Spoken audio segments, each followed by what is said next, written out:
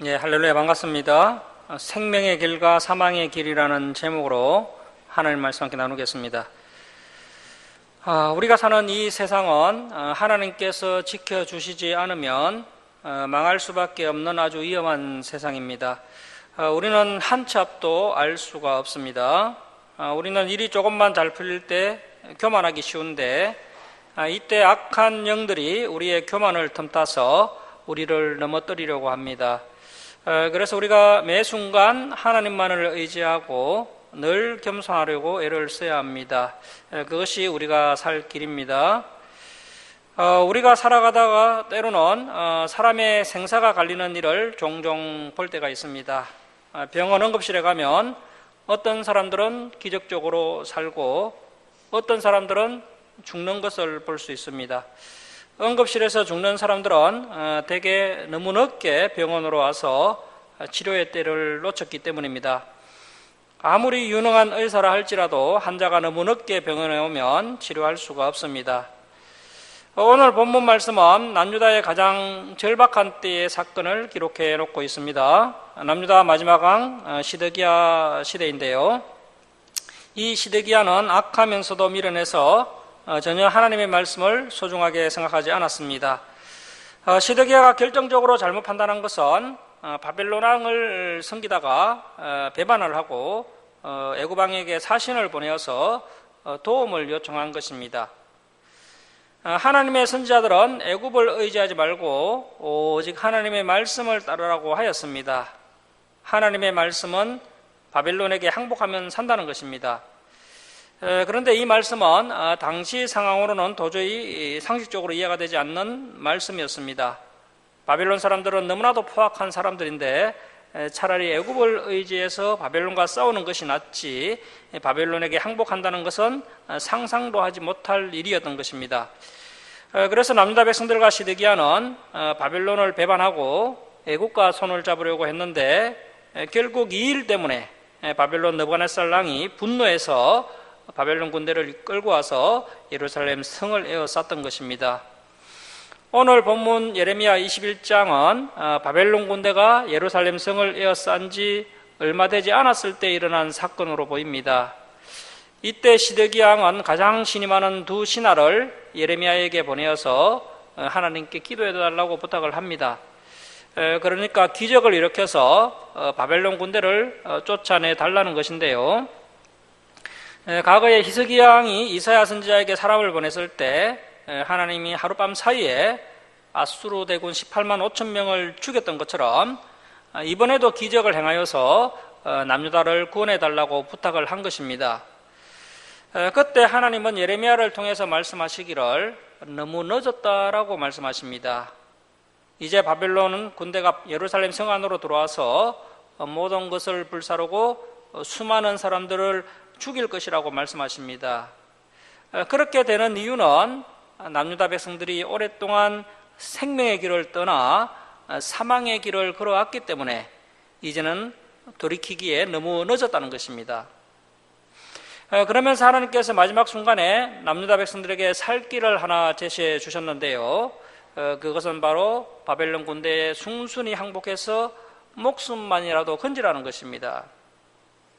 그러나 남유다 백성들은 자존심이 너무나 강해서 하나님의 말씀을 듣지 않았고 끝까지 버티다가 대부분 죽고 말았습니다. 그래서 중요한 것은 무슨 일이든지 다 때가 있는데 그 때를 놓치면 안 된다는 것입니다. 그리고 더 중요한 것은 방향의 결정입니다.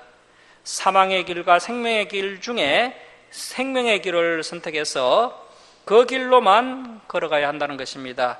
그래야 우리가 살 수 있습니다. 우리가 한 치 앞도 알 수 없는 길을 걸어가고 있습니다. 그래서 철저하게 하나님만을 붙잡고 살아가야 되지 하나님을 떠나 인간적인 방법으로 아무리 살려고 몸부림을 쳐봐야 더 깊은 사망의 길로 들어갈 수밖에 없습니다. 자, 오늘 본문 예레미야 21장 1절 말씀 보겠습니다. 여호와께로부터 예레미야에게 말씀이 임하니라. 시드기야 왕. 자, 시드기야 왕 줄을 쳐놓으시고요. 여기 PPT 한번 좀 띄워보실까요? 이 시드기야가 남유다 마지막 제20대 왕입니다. 지금은 시드기야가 나올 때가 아직 아니죠. 지금은 18대 왕 요야김 시대인데요. 요야김 시대인데 갑자기 남유다 마지막 왕 시드기야가 등장을 했습니다. 그래서 왜 이렇게 시점이 이렇게 또 갑자기 왔다 갔다 하는지, 이런 일이 일어났는지 한번 살펴볼 필요가 있겠죠. 여기 PPT 화면은 없으니까 성경을 좀 펴보십시오. 예레미야 22장 24절 한번 펴보시기 바랍니다. 좀 넘겨서 22장 24절 한번 보십시오. 예레미야 22장 24절을 보시면요. 여호와의 말씀이니라 나의 삶으로 맹세하노니 남유다 왕 요야김의 아들 고니야. 자, 이 고니야가 여고니야라는 사람인데 남유다 제19대 왕 요야긴을 말하는 겁니다. 방금 21장 1절에서 20대 왕 시드기야가 나왔다가 22장 24절에 갑자기 또 19대 왕 고니야가 나옵니다. 고니야의 다른 이름이 요야긴이고요. 그래서 이제 시점이 계속 왔다 갔다 하는 것을 볼 수 있고요. 자, 24장 1장으로 갑니다. 1절로 갑니다. 24장 1절. 24장 1절 한번 보십시오. 24장 1절을 보시면 예레미야 24장 1절입니다. 바벨론의 느부갓네살 왕이 유다 왕 요야김의 아들 여고냐. 여고냐는 방금 봤던 그 고니야라는 사람이고요. 제19대 왕 요야긴을 말합니다. 19대 왕 요야긴 이야기가 또 나오고, 자, 이렇게 이제 가다가 또 25장 1절로 가겠습니다. 25장 1절 넘겨서 25장 1절 한번 보십시오. 유다의 왕 요시아의 아들 요야김 넷째, 25장 1절에는 다시 남유다 제18대 왕 요야김이 나오고 있죠. 요야김. 그리고 이제 26장 1절로 또 넘어가겠습니다. 26장 1절을 보시면요. 26장 1절을 보시면 남유다의 왕 요시아의 아들 요야김이 다스리기 시작한 때. 자, 26장 1절은 이제 또 18대 왕 요야김이 처음으로 나라를 다스리기 시작한 때라고 말씀하고 있습니다. 그래서 지금 예레미야서의 시점이요. 계속 이렇게 왔다 갔다 하고 있습니다. 시점이 뒤죽박죽인 거죠. 21장에 20대 왕 시드기야가 나왔다가 22장에는 19대 왕 요야긴이 나왔다가, 그리고 25장에 가서 다시 18대 왕 요야김이 나왔다가 26장에는 18대 왕 요야김이 다스리기 시작한 때라고 말씀을 하고 있습니다. 그래서 이제 예레미야서의 시점이 뒤죽박죽인 것을 볼 수가 있고요. 그래서 많은 신학자들이 이것이 어떻게 된 것인가 의아해서 예레미야서를 자세히 살펴보니까요, 이렇게 시점이 뒤바뀐 어떤 한 사건이 있었던 것입니다. 이 예레미야서는 예레미야가 말씀을 불러주고 예레미야의 비서 바룩이 기록한 성경책인데요. 그렇게 기록된 첫 번째 그 예레미야서를 그 18대 왕 요야김이 불태워 버렸습니다. 이 18대 왕 요야김은 아주 악한 왕입니다. 이 말씀을 우리 한번 찾아보겠습니다. 좀 넘겨서 예레미야 36장 23절 한번 보시겠습니다. 예레미야 36장 23절 한번 보십시오. 자, 예레미야 36장 23절입니다. 여우디가 서너 쪽을 낭독하면 왕이, 이 양은 이제 18대 왕 요야김이고요. 요야김 왕이 면도칼로 그것을 연하여 베어 하로 불에 던져서, 이때가 이제 겨울이었던 것 같습니다. 자, 두루마리. 이 두루마리가 바로 예레미야서 언본 성경책입니다. 첫 번째로 기록한 예레미야서 언본 두루마리를 모두 태웠더라. 자, 그래서 하나님께서 이제 예레미야에게 언본이 다 타버렸으니까 다시 예레미야서를 기록해라, 이렇게 명령을 내립니다. 그 말씀이 이제 36장 27절 이하에 나오고 있는데요. 자, 36장 27절 한번 보십시오. 36장 27절. 요야김 왕이 두루마리, 예레미야 언본입니다. 두루마리와 바룩이 예레미야 입을 통해 기록한 말씀, 그래서 예레미야서 언본이죠. 예레미야서 언본을 불사른 후에 여호와의 말씀이 예레미야에게 임하니라 이르시되, 너는 다시 다른 두루마리를 가지고 유다의 요야김 왕이 불사른 첫 두루마리 예레미야의 그 언본 성경책의 모든 말을 다시 기록하고, 이렇게 하나님께서 명령을 내리셨던 거죠. 그래서 예레미야가 하나님의 말씀을 듣고 바룩에게 명령을 하여서 그 불태워진 예레미야서 언본을 다시 복원을 하는 일을 하게 됩니다. 자, 36장 32절 계속 한번 보십시오. 36장 32절입니다. 이에 예레미야가 다른 두루마리를 가져다가 네리야의 아들 서기관 바룩에게 주매, 그가 유다의 요야김 왕이 불사른 책의 모든 말을 예레미야가 전하는 대로 기록하고 그 외에도 그 같은 말을 많이 더 하였더라. 그래서 예레미야와 바룩이요, 기억을 되살려서 다시 예레미야서를 기록하지만 우리가 보시다시피 예레미야서 분량이 무려 52장이나 됩니다. 이 많은 내용을 사람이 다 기억해낸다는 것이 뭐 불가능하죠. 그래서 이제 기억나는 대로 다시 쓰다 보니까 뭐 빼먹은 부분이 너무 많은 겁니다. 그래서 나중에 기억이 나니까 또 다시 이제 뒤에다 기록하고 또 기록하다 보니까 또 앞에 빼먹은 부분이 있으니까 다시 쓰다 보니까 또 이제 뒤쪽에 쓰다 보니까 이렇게 오늘 우리가 보고 있는 이런 예레미야서가 완성이 된 것이죠. 뭐 이 당시는 인쇄술이 뭐 발달된 것도 없고요. 당시에는 종이도 없었습니다. 그래서 이제 양가죽 같은 걸로 이제 책을 만들었고, 양가죽이 아니면 그 파피루스라는 그 갈대 줄기로 만든 종이가 있었습니다. 거기에다가 이제 성경책을 기록했던 거죠. 그래서 이제 그 파피루스 종이에 일일이 손으로 적어서 책을 완성했던 겁니다. 그래서 이제 같은 책을 한 번 더 만들려면 똑같이 그대로 뺏겨 써야 하는 겁니다. 바룩이라는 사람이 예레미야서를 미리 한 번 더 뺏겨 놓았으면, 미리 복사해 놓았으면 이런 일이 없을 것인데, 한 권만 기록해서 그것을 이제 요야김 왕에게 주었다가 그것이 다 불태워지게 되고, 그래서 이제 다시 이 기록을 했기 때문에 이렇게 시점이 왔다 갔다 하게 되었던 겁니다. 그런데 뭐 이런 뭐 성경책은 뭐 학자들이요, 시점 순으로 다시 편집하려면 얼마든지 충분히 편집할 수가 있습니다. 하지만 그래도 이제 성경 원본이 중요하기 때문에 그대로 보존함으로 인해서 이 하나님의 말씀이 오히려 허구가 아니라 실제 일어났던 그런 역사적 사실임을 이렇게 증명해 주게 되었던 것입니다. 그래서 이 예레미야서를 보면요, 이렇게 많은 부분이 이렇게 시대가 뒤섞여 있는 것을 발견할 수가 있습니다. 자, 오늘 보면 다시 예레미야 21장 1절로 가겠습니다. 예레미야 21장 1절 말씀 보십시오. 여호와께로부터 예레미야에게 말씀이 임하니라. 그래서 그 남유다 마지막 20대 왕 시드기야 왕이 말기야의 아들 바스울, 이 바스울은 그 20장에서 봤던 그 바스울과는 다른 인물입니다. 20장의 바스울은 임멜의 아들 제사장 바스울이었고요, 여기는 말기야의 아들 바스울입니다. 자, 남유다 마지막 20대 왕 시드기야 왕이 말기야의 아들 바스울과 제사장 마아세야의 아들 스바냐를 예레미야에게 보내니라. 너무 긴박하니까 이제 보내었던 거죠. 자, 2절 보시면, 바벨론의 느부갓네살 왕이 우리를 친히 청컨대 너는 우리를 위하여 여호와께 간구하라. 여호와께서 혹시 그의 모든 기적으로 우리를 도와 행하시면 그가 우리를 떠나리라 하니.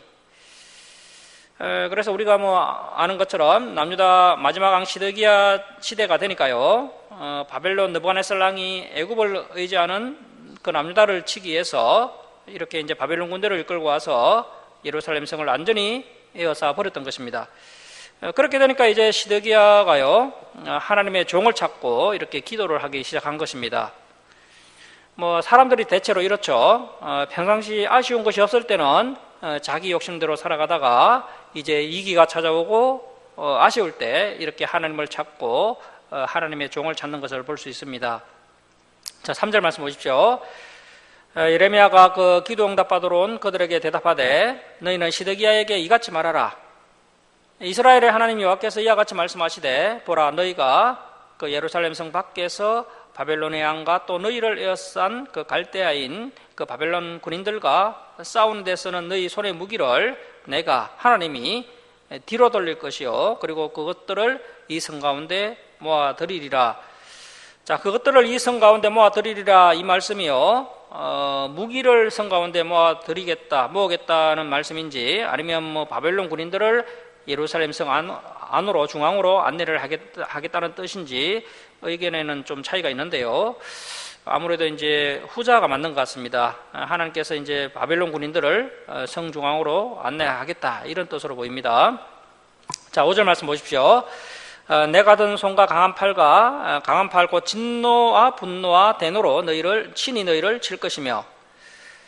자, 그래서 이 시드기야 왕이 보낸 그 바스울과 스바냐라는 신하가 이 예레미야에게 기도 응답을 받으러 왔는데, 하나님께서 아주 대노하셔서 내가 든 손과 강한 팔 곧 진노와 분노와 대노로 친히 너희를 칠 것이다, 이렇게 말씀하셨습니다. 다시 말하면 이미 때가 늦었다는 것입니다.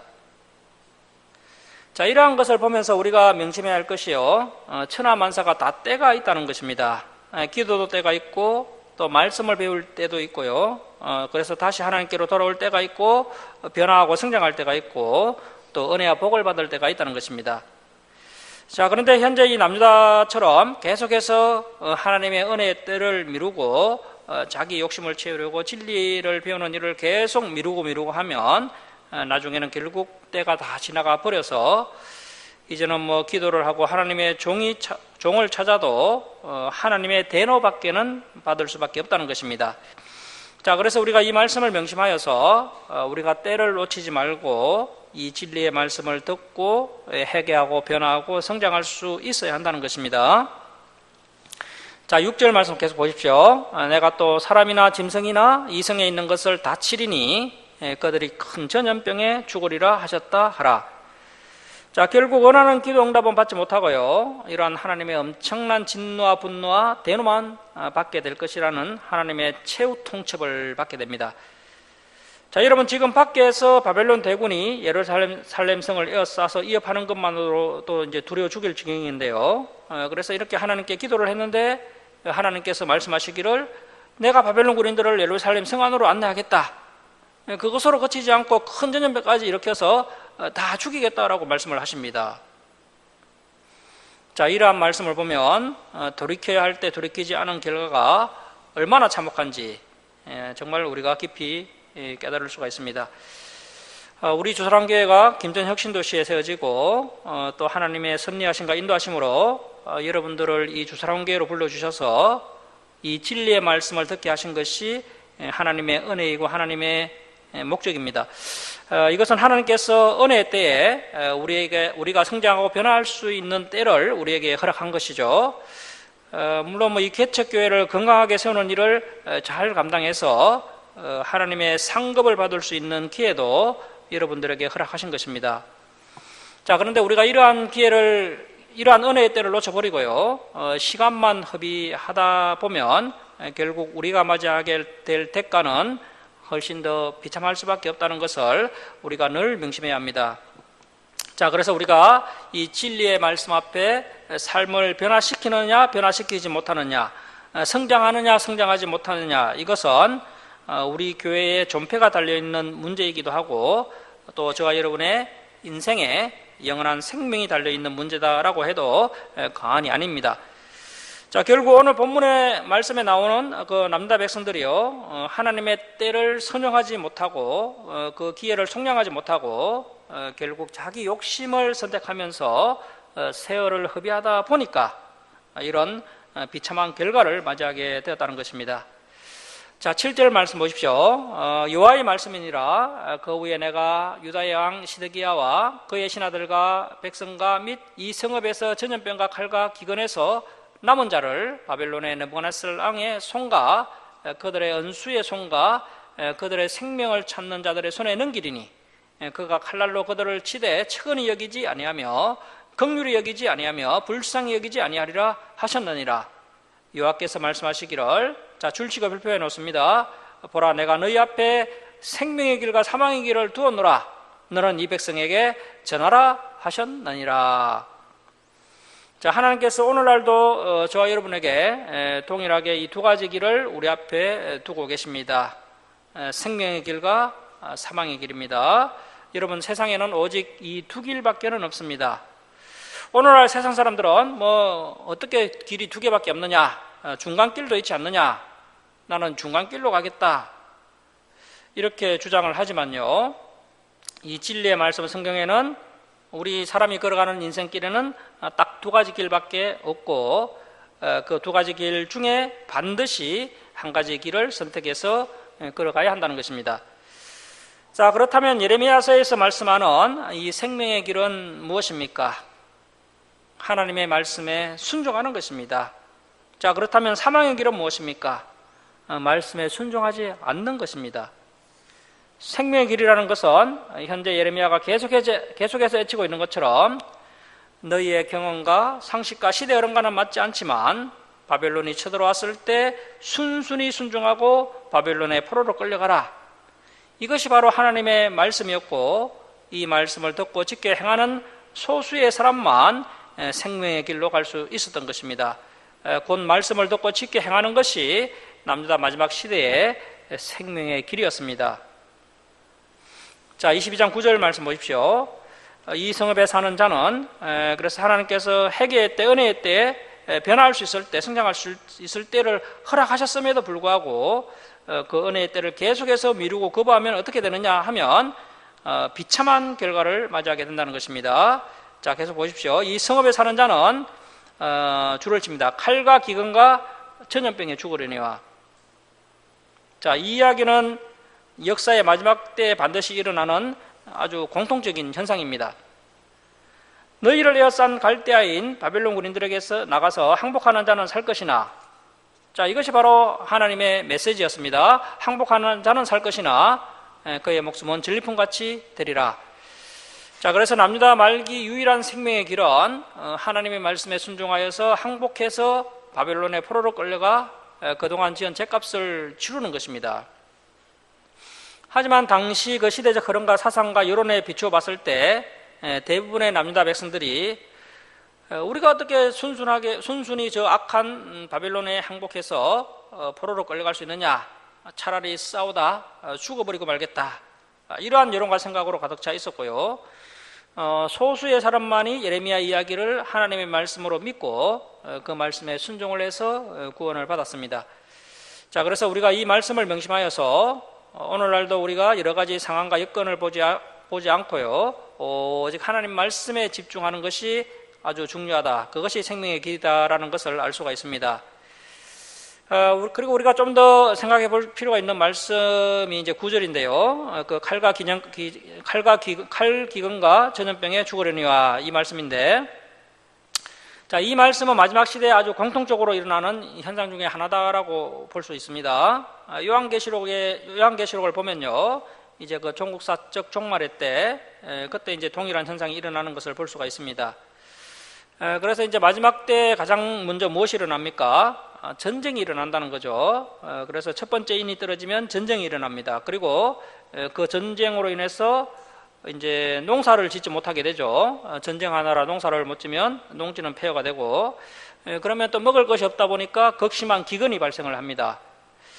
그래서 전쟁으로 인해 죽은 사람도 많지만요, 기근으로 죽은 사람이 더 많게 되는 거죠. 더 많은 사람이 굶어 죽게 됩니다. 이때 이제 많은 사람들이 한꺼번에 죽기 때문에 장례도 치르지 못하죠. 그래서 이제 사람들이 또 장례 치를 수 있는 힘도 없고요. 그냥 뭐 자신의 자녀, 부모, 친척, 가족들의 시신을 그냥 방치를 하게 됩니다. 그러면 또 그 방치된 시체들로부터 병균들이 또 나와서 사람들에게 전염병을 퍼뜨리기 시작합니다. 그래서 전쟁과 기근과 전염병이 이렇게 반드시 순차적으로 이렇게 일어나게 된다는 거죠. 요한계시록에도 보면 이렇게 순차적으로 이러한 재앙이 일어나는 것을 볼 수가 있습니다. 그래서 남유다 마지막 때에도 이러한 현상이 일어났었고요. 이것은 이제 그림자입니다. 그림자, 마지막 때의 그림자고요. 앞으로 정말 마지막 때가 되면 정말 이런 순서대로 재앙이 임하게 된다는 것입니다. 그래서 이제 이러한 심판을 우리가 이제 그림자로 삼아서 정말 앞으로 이제 우리 후손들이 맞이해야 될 그 진짜 마지막 시대, 그 마지막 시대는 그야말로 대환란의 시대이고요, 상상을 초월하는 그런 끔찍한 시대라는 겁니다. 그래서 우리가 이러한 말씀들을요, 우리의 다음 세대들에게 미리 잘 가르쳐 주어야 합니다. 그래야 그런 환란의 시대에 믿음을 팔아먹지 않고 굳건한 믿음을 준비해서 잘 이겨낼 수 있게 된다는 것이죠. 자, 21장 10절 말씀 보십시오. 여호와의 말씀이니라. 내가 나의 얼굴을 이 성읍으로 향하면 복을 내리기 위함이 아니요 화를 내리기 위함이라. 이 성읍이 바벨론 왕의 손에 넘김이 될 것이요 그 바벨론 왕은 그것 예루살렘을 불사르리라. 자, 이후에 살펴보겠지만 이 말씀은 문자 그대로 성취가 됩니다. 정말 바벨론이 쳐들어와서 예루살렘 성을 완전히 무너뜨리고 불살라 버립니다. 자, 이제 11절 이하는 남유다 왕실에 대한 이야기가 나옵니다. 자, 11절입니다. 유다 왕의 집에 대한 여호와의 말을 들으라. 여호와께서 이와 같이 말씀하시니라. 다윗의 집이여, 너는 아침마다 정의롭게 판결하여 탈취당한 자를 압박자의 손에서 건지라. 자, 그러니까 원래 하나님께서 이 다윗의 집 남유다 앙시를 세우신 그 이유와 목적이 무엇이라는 겁니까?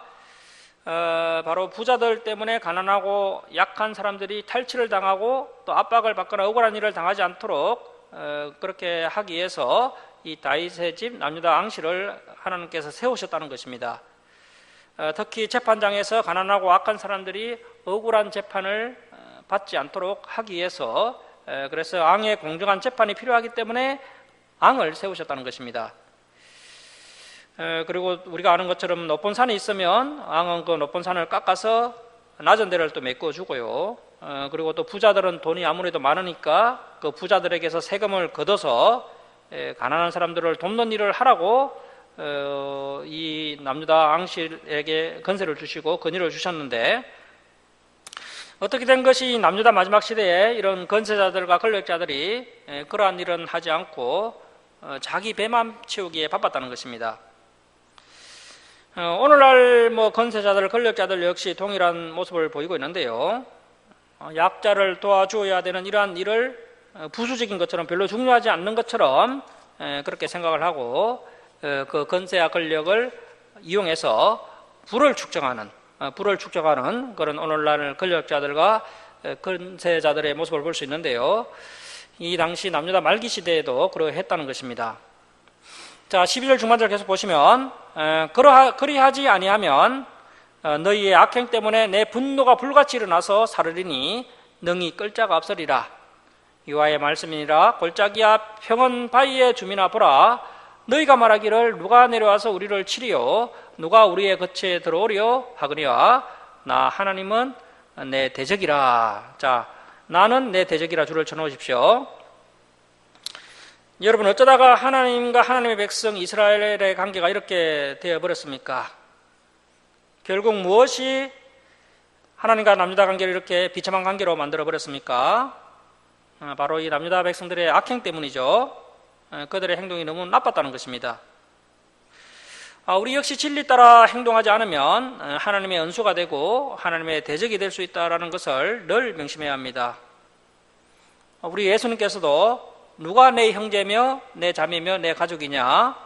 하나님의 말씀을 지켜 행하는 자가 내 가족이고 내가 사랑하는 자다, 이렇게 말씀하신 것을 보면 결국 하나님의 대적자는 그 계명을 지켜 행하지 않는 자가 하나님을 대적하는 자이고 그런 자가 또 하나님의 연수가 된다는 것을 명심해야 합니다. 그래서 다시 한번 우리의 그 구체적인 믿음, 또 신실하고 충성된 믿음이 얼마나 중요한지를 생각해 볼 수 있겠습니다. 자, 14절 말씀 우리 한 목소리로 함께 읽겠습니다. 자, 시작. 내가 너희 행위대로 너희를 벌할 것이요 내가 또 수풀에 불을 놓아 그 모든 주의를 사르리라. 여호와의 말씀이니라. 그래서 결국에는 이 행위가 문제라는 것이죠. 이 행위로 우리가 벌도 받는 것이고요, 이 행위로 우리가 천국도 가는 것이고, 이 행위로 우리가 복도 받는 것입니다. 오늘날 우리 장로 교리는 마음으로 믿으며 입으로 시인하여 구원받는다라고 이렇게 가르치고 있는데요.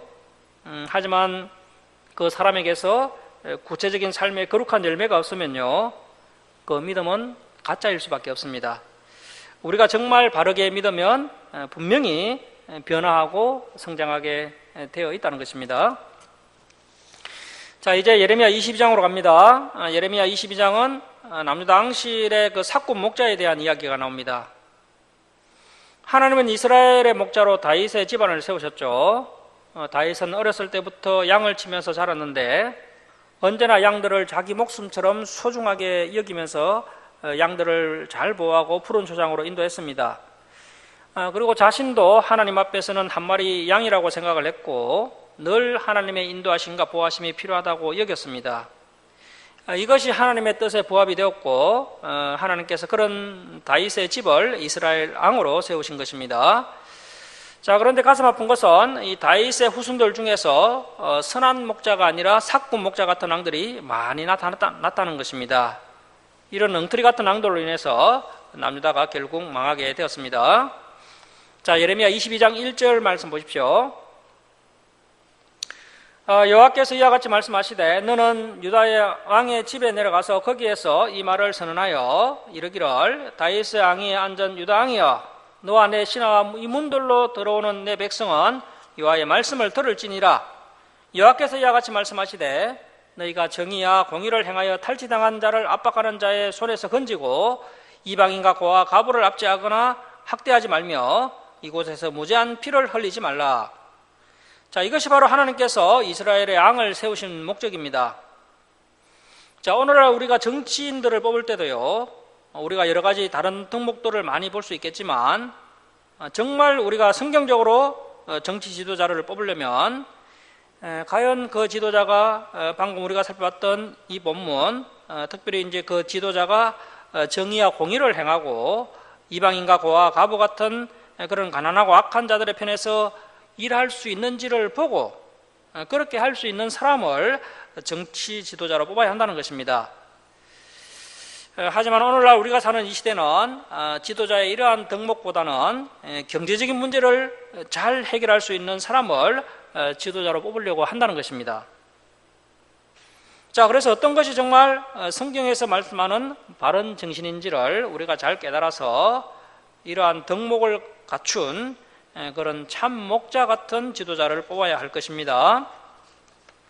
자, 4절 말씀 보십시오. 너희가 참으로 이 말을 준행하면, 자, 그래서 하나님의 말씀을 지키는 것이 중요하다는 것이죠.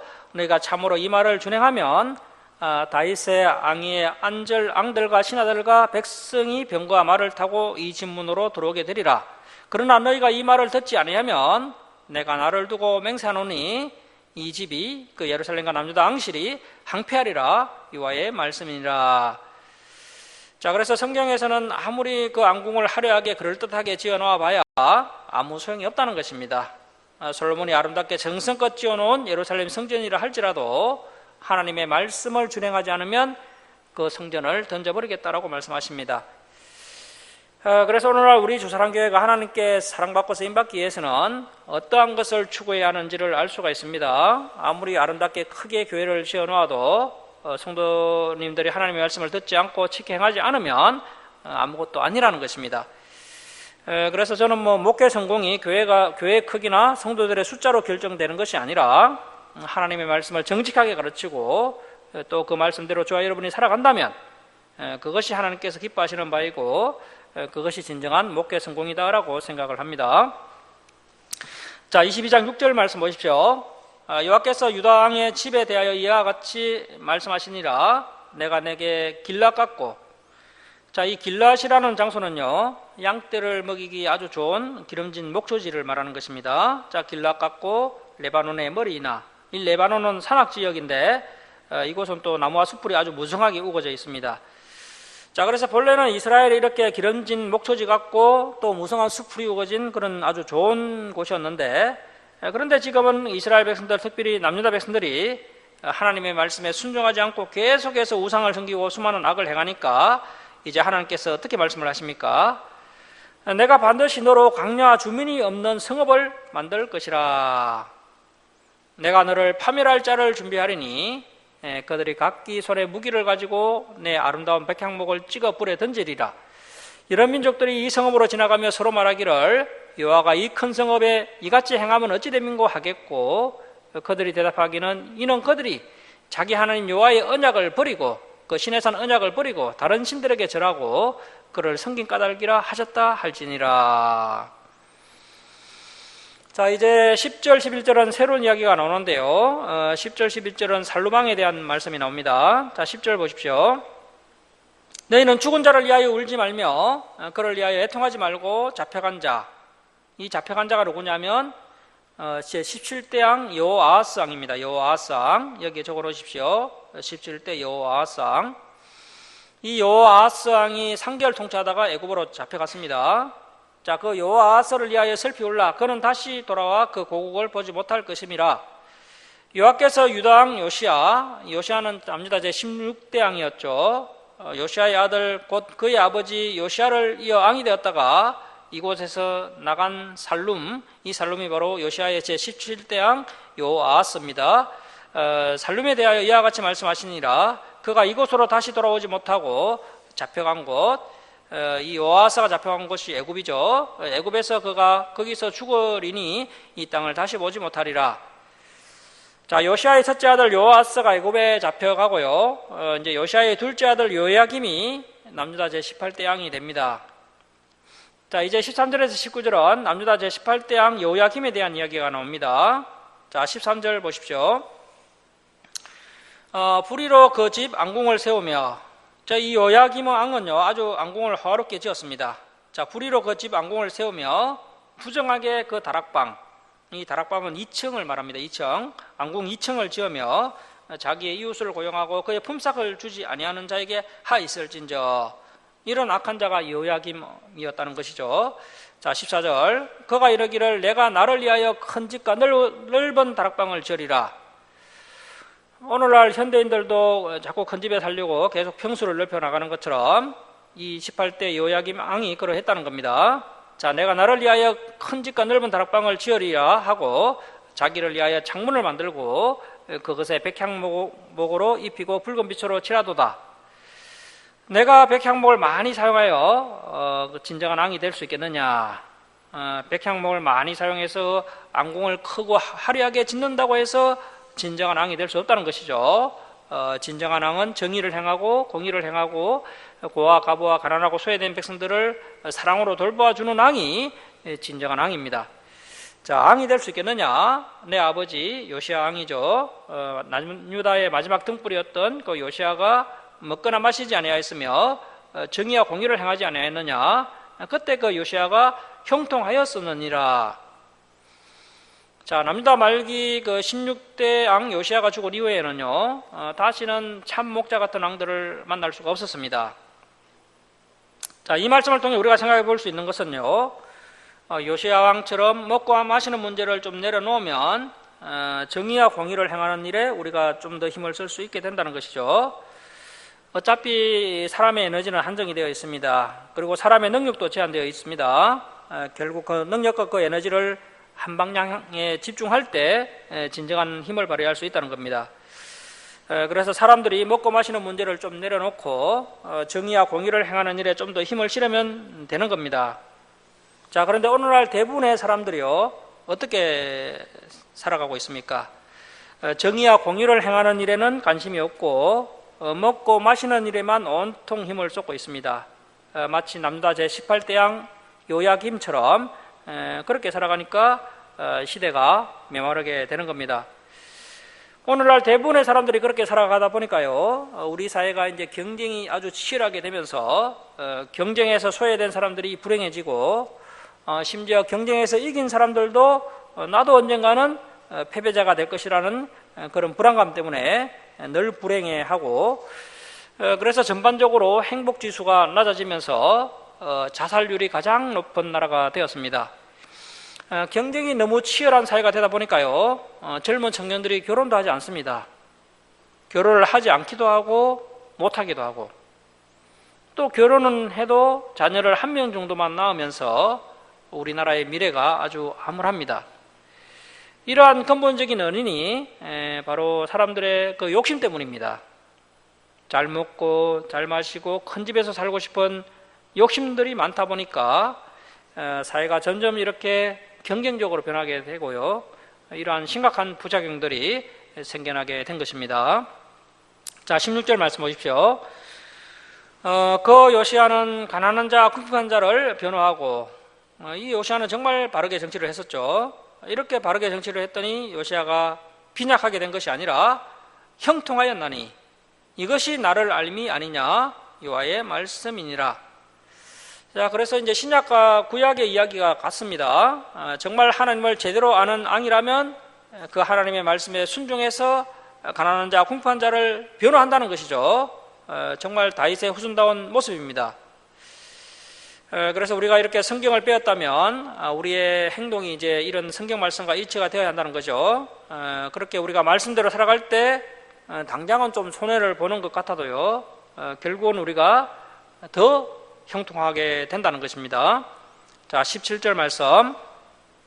자, 그러나 이 요야김의 문제가 무엇이었습니까? 자, 계속 보십시오. 내 두 눈과 마음은 탐욕과 무제한 피를 흘린가 압박과 포악을 행하려 할 뿐이니라. 우리 몸 중에 욕심에 가장 민감하게 반응한 부분이 바로 우리의 두 눈과 또 우리의 마음입니다. 눈으로 보면 욕심이 생기죠. 그래서 우리가 눈을 높은 곳에 두면 안 됩니다. 높은 곳에 눈을 두면 마음이 따라가게 되어 있습니다. 이 요야김의 두 눈은 점점 더 높아졌고, 그래서 그의 마음은 점점 더 탐욕으로 가득 차게 되었습니다. 그래서 돈파친 두 눈을 만족시키고 탐욕에 가득 찬 마음을 채우기 위해서 점점 더 무죄한 사람들을 핍박하고 포악을 행해서 자신의 욕심을 채웠던 것입니다. 자, 18절입니다. 그러므로 여호와께서 유다의 왕 요시야의 아들 요야김에 대하여 이와 같이 말씀하시니라. 무리가 그를 위하여 슬프다 내 형제여 슬프다 내 자매여 하며 통곡하지 아니할 것이며, 그를 위하여 슬프다 주여 슬프다 그 영광이여 하며 통곡하지도 아니할 것이라.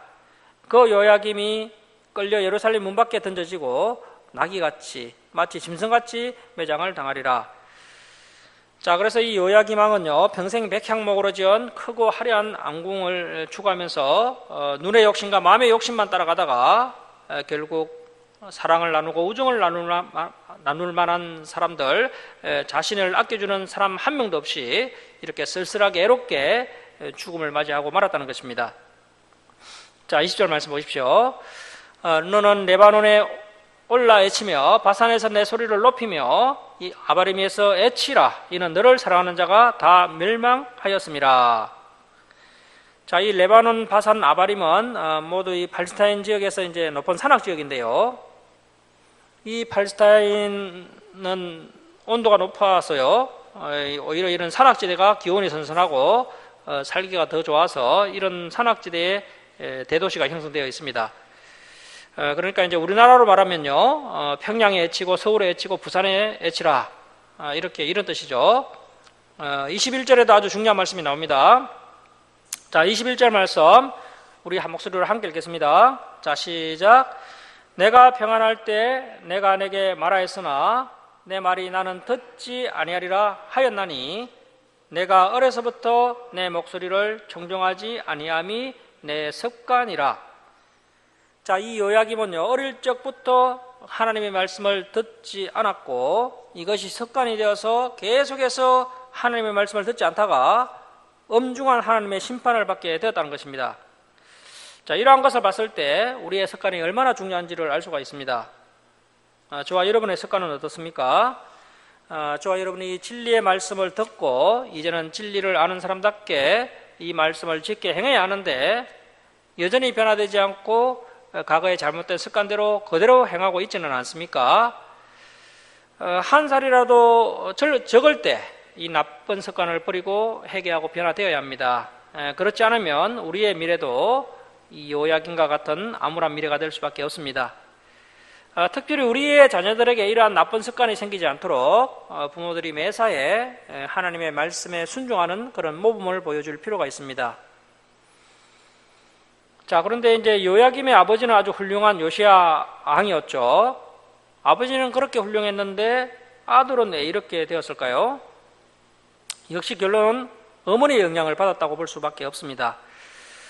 성경에 등장하는 왕들은요, 꼭 어머니의 이름이 기록되어 있습니다. 그래서 자녀들은 아버지보다 어머니의 영향을 더 많이 받는 것을 볼 수가 있습니다.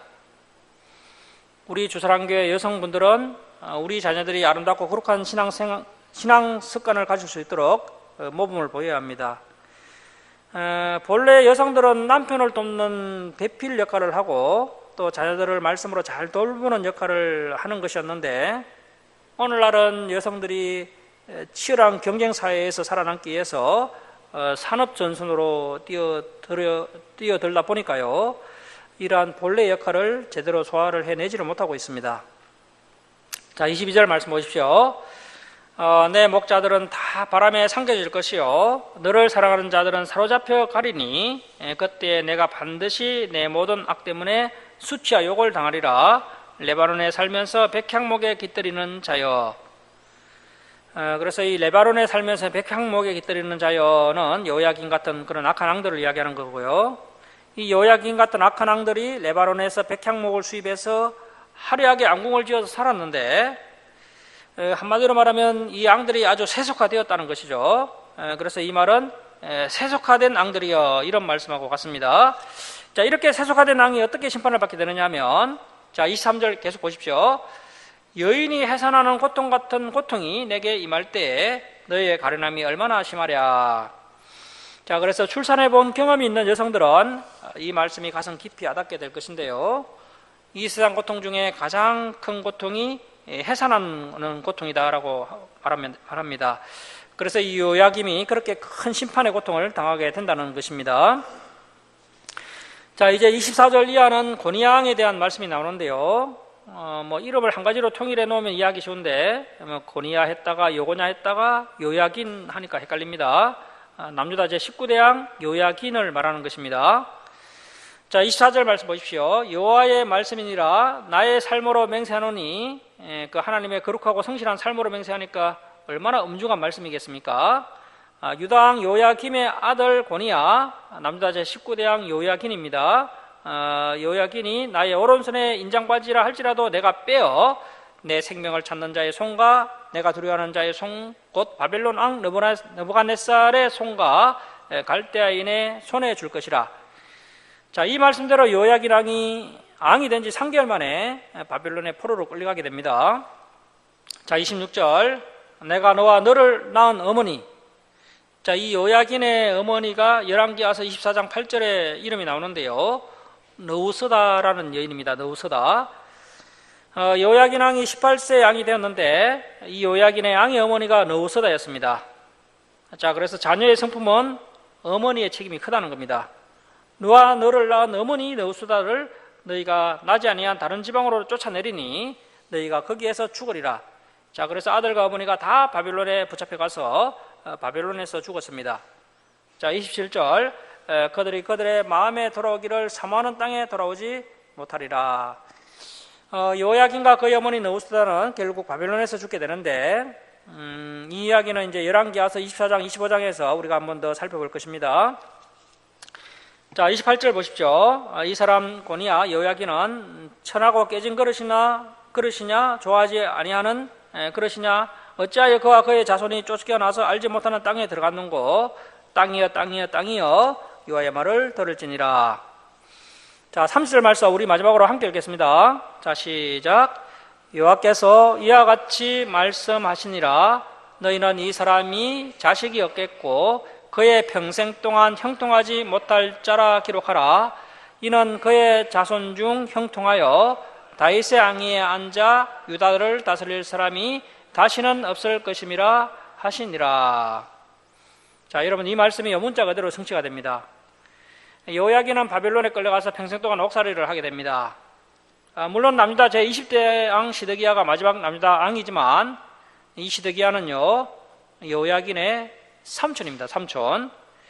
그렇다면 실제로 남유다의 왕실의 대가 어디서 끊어졌습니까? 요야긴 왕이 자식이 없이 바벨론 포로로 끌려감으로써 실제로 다윗의 대가 요야긴에서 끊어진 것으로 볼 수 있겠죠.